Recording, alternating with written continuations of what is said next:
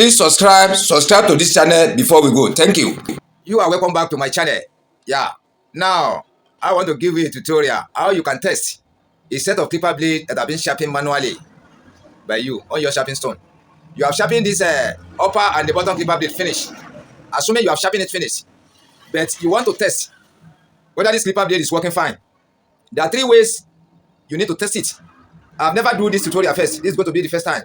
I used to test. Many customers, many viewers used to follow me. They will test too. When they test, they see the black carbon from the left-hand side to the right-hand side. They say it's working fine.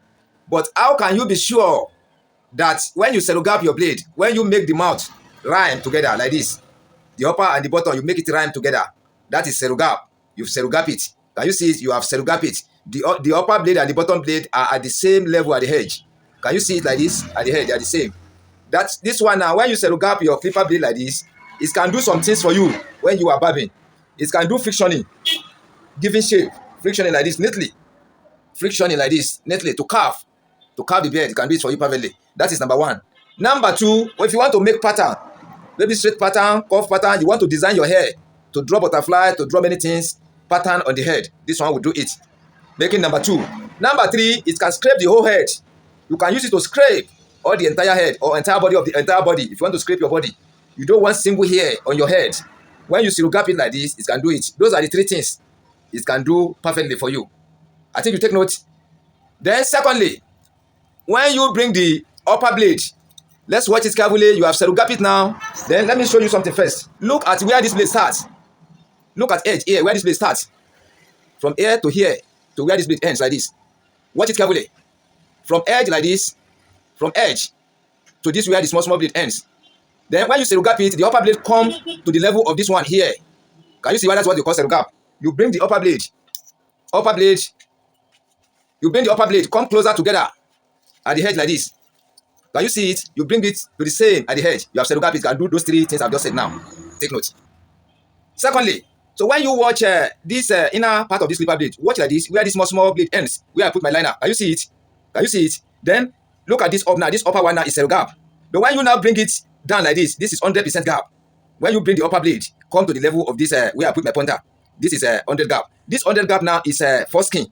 Foreskin. Let me place it so that I can see it. When you place your blade like this now, the upper blade now stay in this form. Can you see it?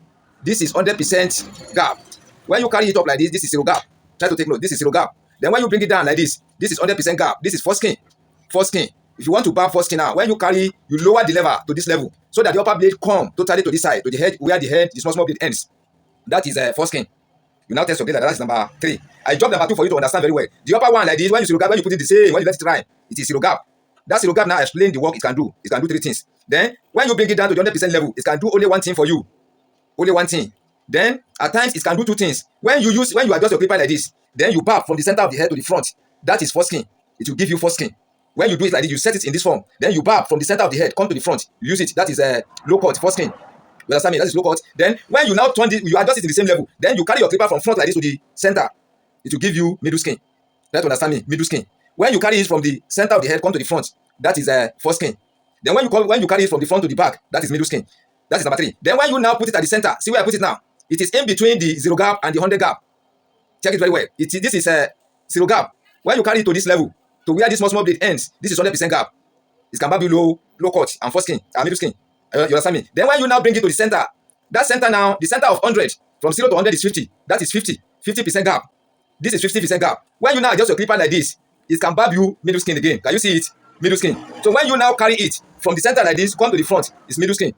You understand me? When you now turn it from the front to the back, it will give you foreskin again. Can you really understand me? So those are the 3 things you have to take note when you are testing your clipper blade. When you sharpen your clipper blade, you can see the carbon towards the head like this, towards the edge at the inner surface of it. But the carbon form towards the edge like this, only towards the edge like this. It doesn't form at the down part of it, which means the clipper blade you have sharpened, it can only do the first work I've told you. It can skin the hair, it can give parting, and it can give total scraping, parting and frictioning, patterning, and total scraping. Those are the things you can do. But when you now adjust it to the 50% gap, it cannot cut. When you adjust to the 50% gap, it cannot cut. Take note of it very well. And at times, when you test your clipper blade, after sharpening, you test it, you now see that the carbon form from the back here, where I put the broom towards the center here. The carbon form towards this where the pointer is, and like this to the center. It doesn't form from this center to the hub. You did not see the carbon from the center to the hub, which means that clipper blade you have sharpened, it can only barb from this 50% gap towards the 100% gap. It cannot give total scraping. It cannot give parting. It cannot give frictioning. Then when you test and you can see the carbon in between at the center, at the 50% gap, the 60% gap, the center like this, the carbon doesn't form at the edge. It doesn't form at the down part of it, which means this clipper blade you have sharpened and tested, it can only work at the center. That is a middle skin. You understand me? It cannot scrape the head. It cannot give pattern. It cannot give frictioning. And at the center, when you adjust it down, it cannot work, which means it cannot do low cut. It can only barb at the center. Take note. And at times when you test, the carbon now form towards the down part of it at the 100% gap. It doesn't form at 0 gap. It doesn't form at a 50% gap. It's only form at 100% gap. It can only barb low cut. Only low cut it can barb. But when you test and you see carbon scatter everywhere, that it doesn't rhyme together, maybe carbon here, carbon here, carbon here, it just form little, it cannot work at all. But when you test, the carbon full all the surface like this. See where my broom starts? Here like this. It covers all to the hub. It covers from here to the hub. It covers from here to the hub. It covers from here to the hub, which means you are a real professional. You are a real professional. What do I mean by real professional? The clipper blade you have sharpened, it can do all type of work barber can use a clipper blade to do in the barbing shop or outside the barbing shop. Yeah, you are a real professional. It can work fine. Even it can work like new one or even better than the new one. Now let's take this one and see how it's going to work. I've just sharpened it, but I did not show the sharpening. We did not need that one now. All what we need now is testing and know where it works.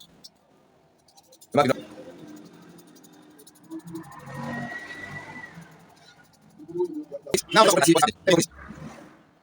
you see it?